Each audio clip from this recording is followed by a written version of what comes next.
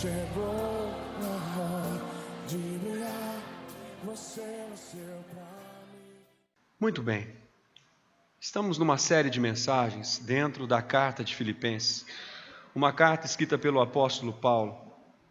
Escrita por ele quando ele estava preso. Lembre-se de que Paulo foi aquele que, juntamente com Silas e a equipe, estiveram na cidade de Filipos. Atos capítulo 16 descreve isso. Ali naquele lugar, 3 acontecimentos são importantes de mencionar. Primeiro deles, Paulo vai a uma casa, a um lugar de oração. Lá uma mulher chamada Lídia se converte. Segundo, o apóstolo expulsa um demônio de uma moça que tinha um espírito de adivinhação. E terceiro, uma família se converte, a família do carcereiro.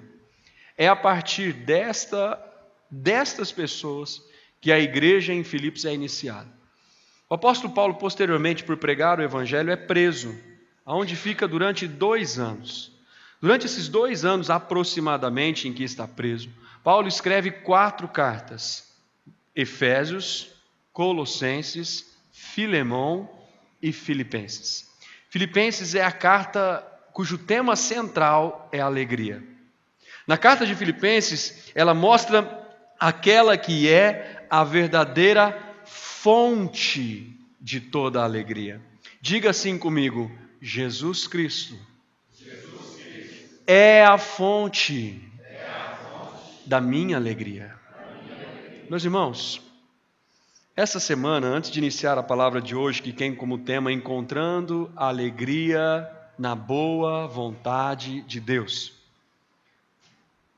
Antes de iniciar essa palavra, eu quero contar um caso entre eu e meu filho esta semana.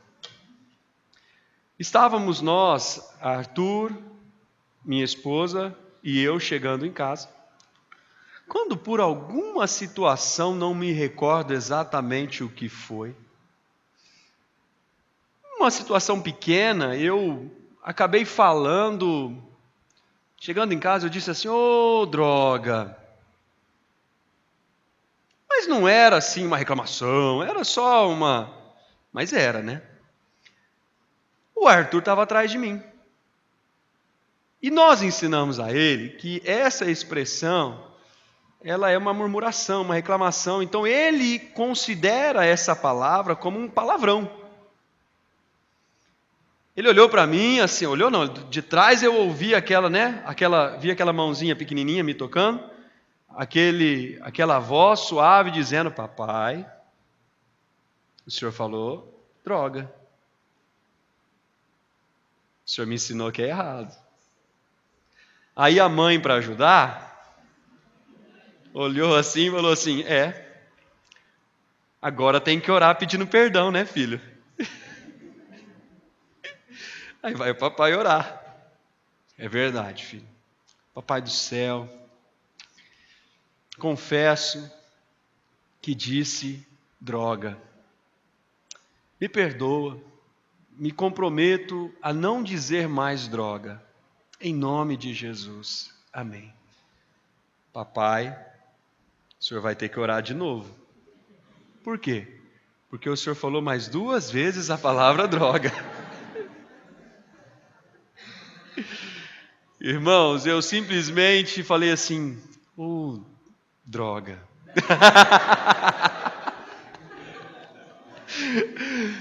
Eu quero pregar hoje sobre encontrando alegria na boa vontade de Deus.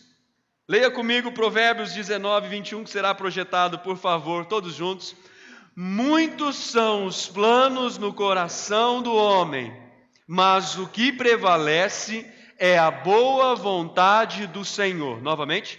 Muitos são os planos no coração do homem, mas o que prevalece é a boa vontade do Senhor.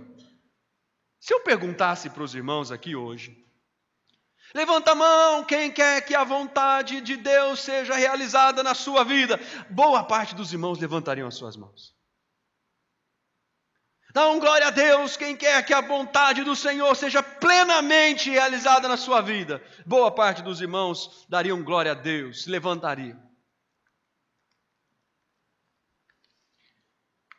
O problema, querido, é que entre a vontade plena de Deus e a nossa vontade humana, há uma distinção, uma diferença, às vezes uma distância muito grande. Muitas vezes nós dizemos assim: Senhor, faça a tua vontade, mas nós ainda não estamos preparados para que a vontade de Deus seja concretizada e realizada na nossa vida. Eu quero citar alguns exemplos. Não era do querer pessoal, eu duvido muito, que José almejasse ser lançado numa cova, ser vendido por seus irmãos, posteriormente ser acusado falsamente de uma tentativa de estupro, e ser por isso lançado durante 2 anos numa prisão, e ficar ali esquecido. Provavelmente não era do seu desejo pessoal, mas isso foi necessário para que a boa vontade de Deus fosse operada e realizada na vida de José, até que ele se tornasse o segundo homem mais importante do Egito. Provavelmente não era da vontade de Daniel, do profeta, ser lançado numa cova de leões, aos 85 anos de idade, e ficar ali uma noite, ao lado de leões famintos, sendo ele um dos 3, depois do rei, mais importantes do Império Medo-Persa. Porém, foi necessário que isso acontecesse, para que a boa vontade de Deus se cumprisse na vida de Daniel. Há um homem nas Escrituras que tinha tudo. Ele tinha uma boa casa, ele tinha um grande patrimônio, ele tinha empregados, ele tinha dinheiro, ele tinha filhos, 10, ele tinha uma esposa, ele tinha uma boa fama, um bom nome, uma boa reputação. Mas este homem perdeu tudo de uma hora para outra. Só não perdeu a sua vida. Aquele que tinha saúde já não tinha mais. Aquele que tinha filhos se viu sem os filhos. Aquele que possuía uma propriedade viu que ela fosse destruída. Que possuía empregados, que possuía uma casa, que possuía recursos, que possuía um bom nome, viu tudo isso vir por água abaixo do dia para a noite. E tudo isso sob a permissão de Deus. Obviamente que eu estou falando de Jó. E no capítulo 1, versículo 20 e 21, ele diz: Então prostrou-se Jó em adoração e disse: Saí nu do ventre da minha mãe, e nu partirei. O Senhor deu, o Senhor o levou. Louvado seja o nome do Senhor.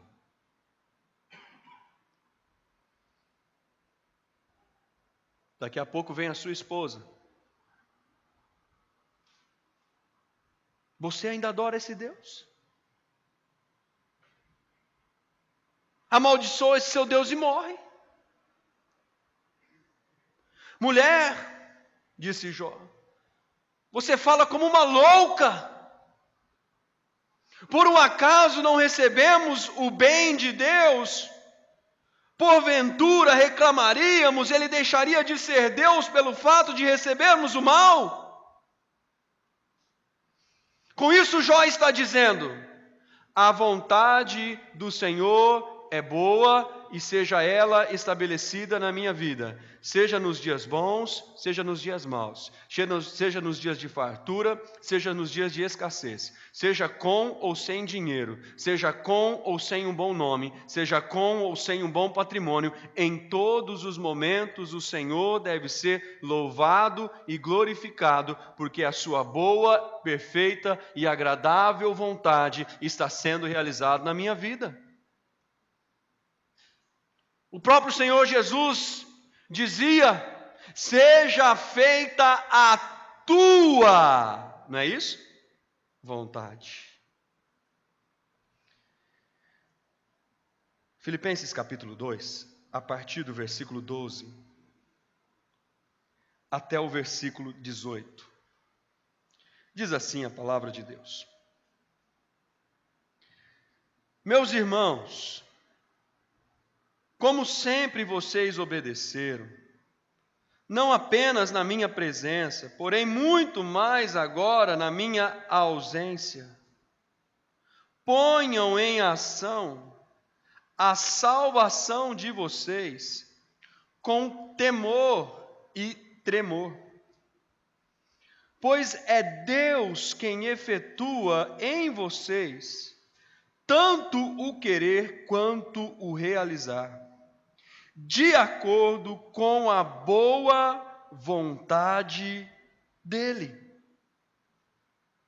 Façam tudo sem queixas, nem discussões, para que venham a tornar-se puros e irrepreensíveis, filhos de Deus inculpáveis no meio de uma geração corrompida e depravada, na qual vocês brilham como estrelas no universo, retendo firmemente a palavra da vida. Assim, no dia de Cristo, eu me gloriarei de não ter corrido, nem me esforçado inutilmente. Contudo, mesmo que eu seja derramado como uma oferta de bebida sobre o serviço que provém da fé que vocês têm, o sacrifício que oferecem a Deus, estou alegre e me regozijo com todos vocês. Estejam vocês também alegres e regozijem-se comigo.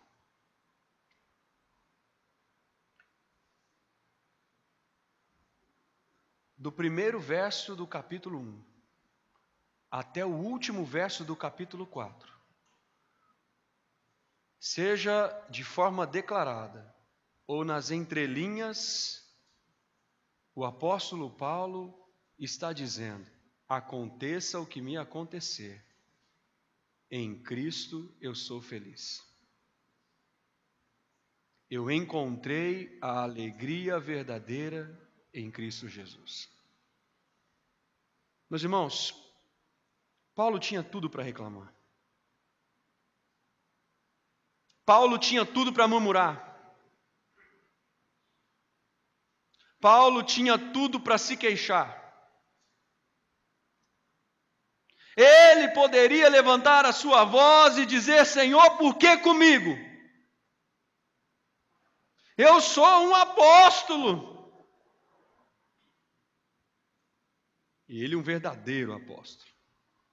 Eu sou um servo do Senhor.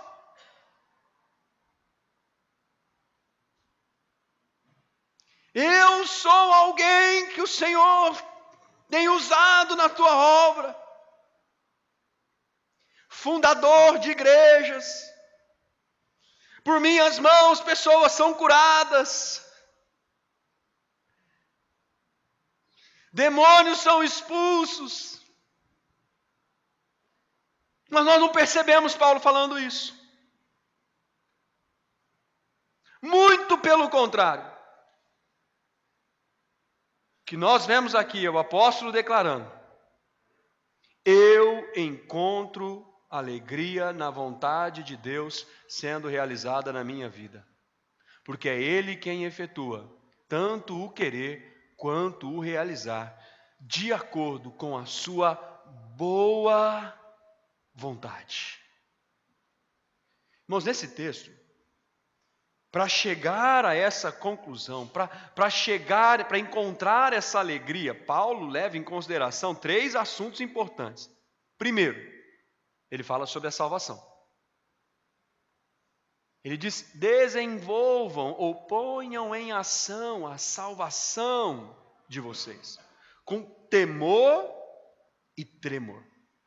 O segundo assunto que Paulo leva em consideração é a eternidade.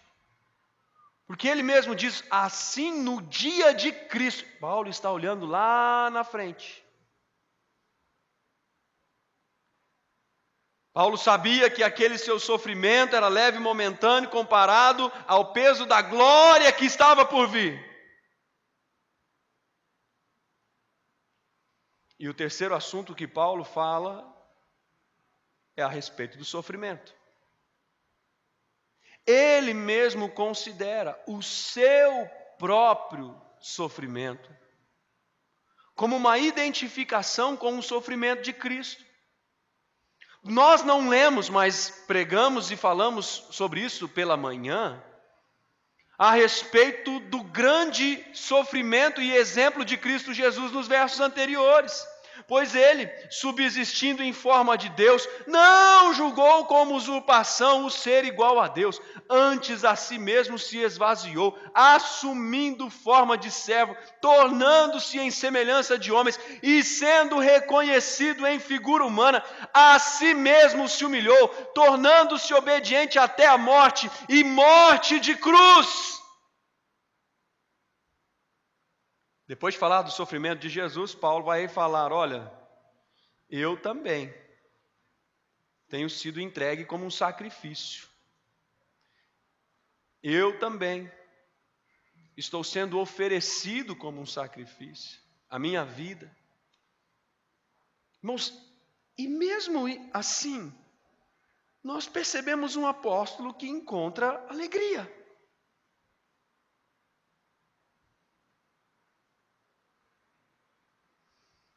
Que nós passamos às vezes por problemas tão pequenos, por circunstâncias tão pequenas se comparadas ao sofrimento de muitas pessoas por aí. Nós passamos por situações às vezes tão... E nós simplesmente dizemos, droga.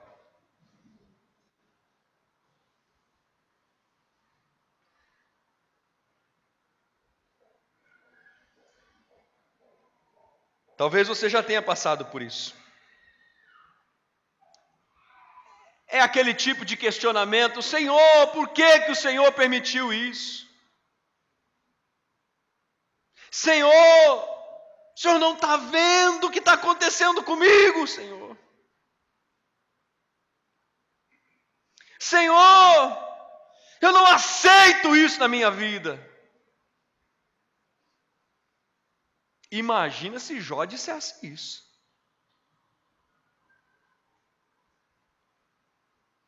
Senhor, logo comigo, eu que sempre fui um servo fiel no pouco e no muito. Meus irmãos, eu quero dizer para você hoje à noite, que encontra alegria aquele que encontra prazer na boa vontade de Deus. Repete comigo, encontra alegria aquele que encontra prazer na boa vontade de Deus. Fala a pessoa que está ao seu lado, Deus tem uma vontade para você. Fala para ela, e ela é boa. Fala assim, ela é muito boa. Amém. Nós precisamos também levar em consideração esses 3 assuntos na nossa vida se a gente quer encontrar alegria em todas as circunstâncias. Primeiro assunto que nós precisamos levar sempre em consideração é a salvação que nós recebemos em Cristo Jesus.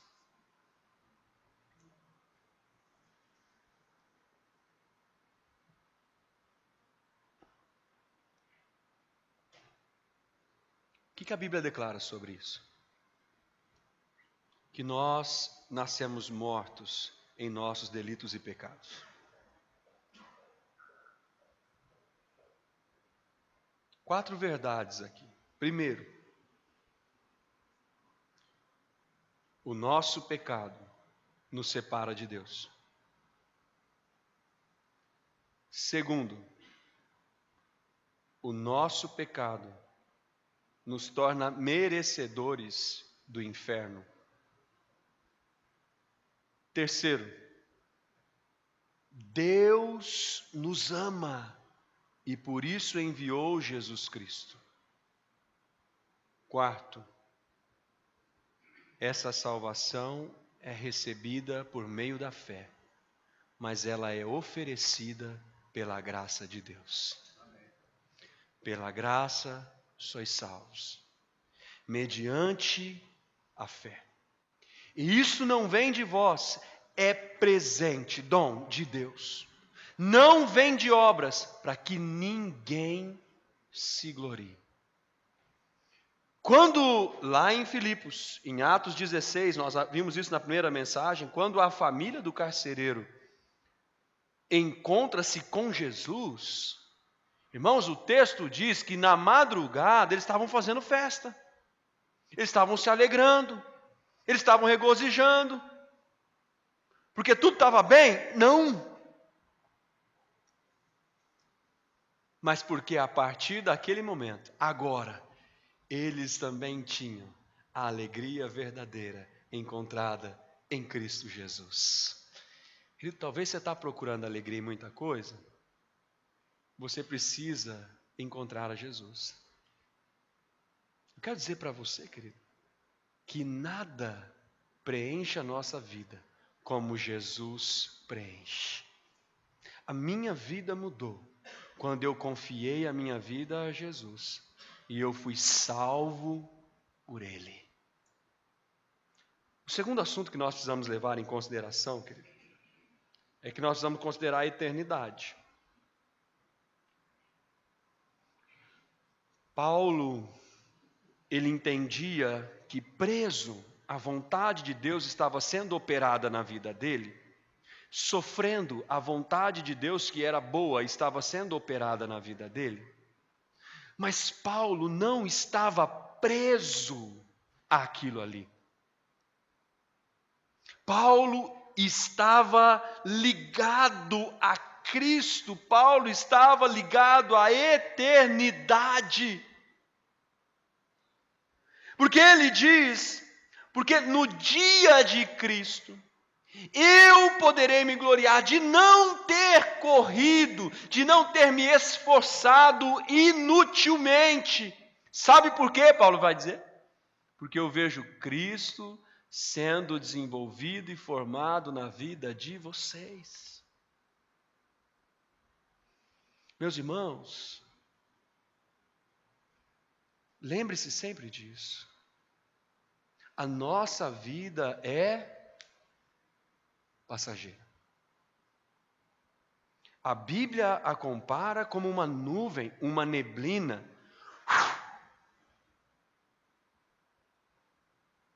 70, 80, 90, 100, talvez com sofrimento. Esse é o tempo que nós vamos viver. É a certeza que nós temos quando nascemos, de que um dia, se Jesus não vier buscar-nos, nós vamos partir. E não adianta lutar contra isso, irmãos. Nenhum de nós vai viver eternamente nesse corpo. Nós teremos um corpo transformado, viveremos, aqueles que conhecem a Cristo, para sempre no celestial. Mas eu estou falando dessa vida, nessa vida terrena. Ninguém vai viver aqui, nesse corpo. Por isso que Paulo sempre leva em consideração a eternidade. Eu estou sofrendo, eu estou passando por uma situação difícil, eu estou vivendo um dia que eu não gosto, eu estou vivendo uma perda talvez, mas a minha fé, a minha vida está em Cristo Jesus. E eu tenho esperança nele, porque no dia que eu partir daqui, Apesar das lutas e dores que passei nesta vida, Ele tem reservado e preparado para mim um lar, uma casa, uma morada. Lá que Ele vai tirar toda lágrima, lá que não haverá mais dor, lá que não haverá mais morte, nem doença, nem angústia, nem sofrimento. É lá, irmãos. É na glória, é no porvir, é na eternidade. Paulo fala sobre isso em 2 Coríntios quando diz: sabemos que se for destruída, acho que eu estou com outra versão na cabeça, se for destruída a temporária habitação terrena em que vivemos, ele está falando sobre esta casa, sobre este corpo, temos da parte de Deus, e não de pastor, de homem, de denominação nenhuma, mas da parte de Deus, uma casa eterna no céu, que não foi construída por nenhum homem.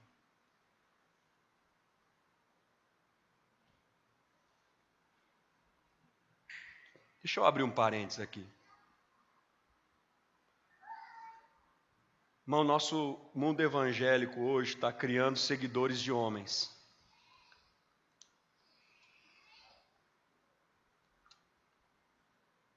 Nós estamos criando seguidor de pastor, seguidor de apóstolo, seguidor de pai apóstolo, seguidor de etc.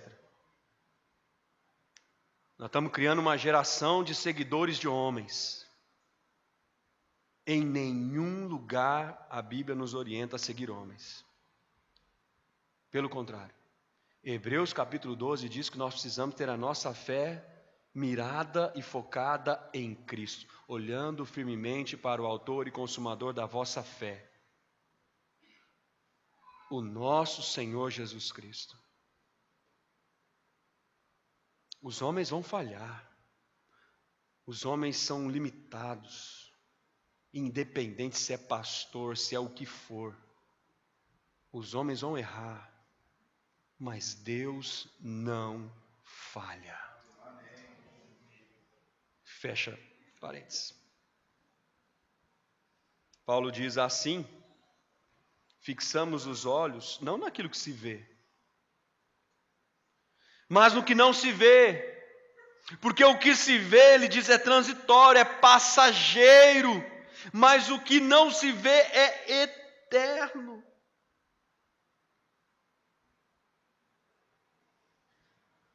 A Bíblia conta sobre heróis da fé em Hebreus capítulo 11, e em todos eles, ela diz que eles tiveram a oportunidade de voltar atrás na vida de fé, mas não o fizeram, porque almejavam a pátria, a casa celestial. Amém, meus irmãos?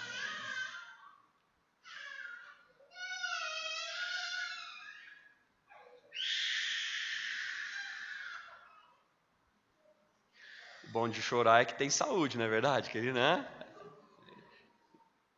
Irmãos, quando o nosso filho fica quietinho, dá uma saudade, né, do choro, às vezes assim, desse grito de saúde, né? Terceiro assunto que nós precisamos considerar é o terrível sofrimento de Cristo.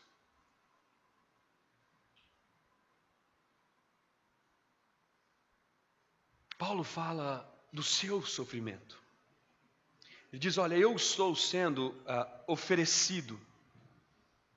A ideia é, eu estou sendo oferecido como um sacrifício.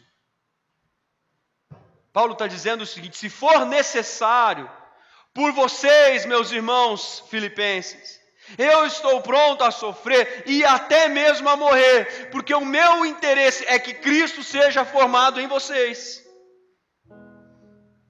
Então eu estou pronto para ser oferecido. Mas Paulo só estava pronto porque primeiro Cristo se entregou por ele. Por que nós mantemos alegria em meio a dificuldades e sofrimentos, irmãos? Porque nós estamos identificados na vida, mas também na morte e no sofrimento de Cristo Jesus. Por que nós mantemos a nossa fé no Senhor? Porque nós temos um Deus que nos amou nos dias bons e dias difíceis, que nos ama e que cuida de nós nos dias bons e nos dias difíceis, que caminha conosco quando tudo vai bem, mas que também está ao nosso lado quando as coisas não estão do nosso agrado.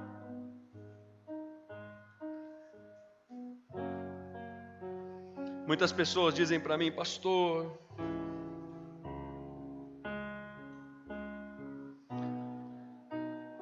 eu citava hoje pela manhã, às vezes a gente vai visitar pessoas no hospital e nós vamos com aquela pretensão pastoral de orar, de aconselhar, de encorajar. E a verdade é que na maioria das vezes que eu vou visitar, ou boa parte delas, um cristão no hospital, muitas vezes, inclusive pessoas que sofrendo por uma doença já em estado final, ao invés de encorajar, nós saímos de lá encorajados. Por quê?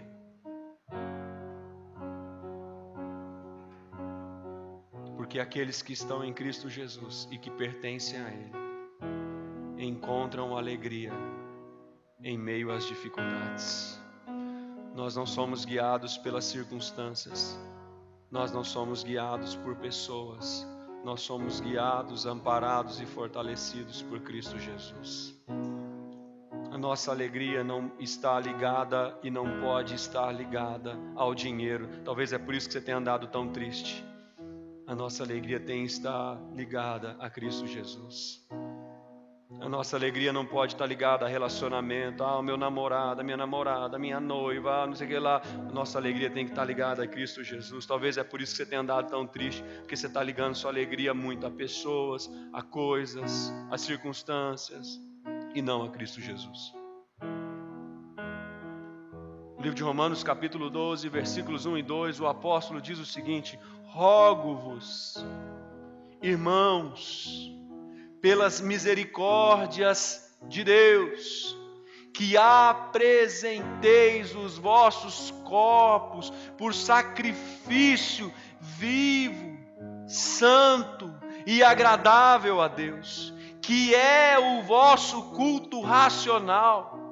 E não vos conformeis com este século, mas transformai-vos pela renovação da vossa mente, para que experimenteis a boa, agradável e perfeita vontade de Deus. Você quer experimentar a boa, agradável e perfeita vontade de Deus na sua vida? Amém, irmão? Você quer experimentar? Primeiro lugar, consagre-se.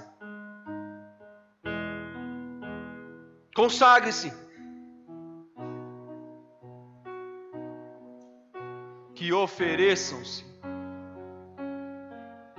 em sacrifício vivo, santo e agradável a Deus.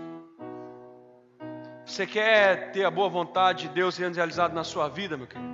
Segundo lugar, santifique-se. E não se amoldem ao padrão deste mundo. Que é o sentido do não vos conformeis com este século. Separe-se, não de Deus, mas para Deus. Terceiro, renove-se. Transforme-se, aí ele diz, pela renovação da vossa mente, ou do vosso entendimento. Aí, irmãos, ele completa, para que, a NVI traz assim, sejais capazes de viver, de experimentar, de receber, de ter em você a boa, agradável e perfeita. Por que muita gente não está experimentando a boa, agradável e perfeita vontade de Deus na sua vida? ou não enxerga essa boa, agradável e perfeita vontade de Deus sendo realizada na sua vida? Porque não está sendo renovado, porque não está consagrado, porque não está santificado. Como Deus pode operar a boa vontade dele em um vaso que não está pronto? Como ele pode colocar vinho novo em odres velhos? Racha, não suporta. Prepare-se pela renovação da sua mente. Leia a sua Bíblia. Dobre o seu joelho. Consagre-se ao Senhor. Prepare-se. Deus opera a boa, perfeita e agradável vontade dele naqueles que estão preparados para recebê-la. Eu ouço, filho meu, chegou na hora de brilhar. Você nasceu pra mim. Eu ouço, filho meu, chegou.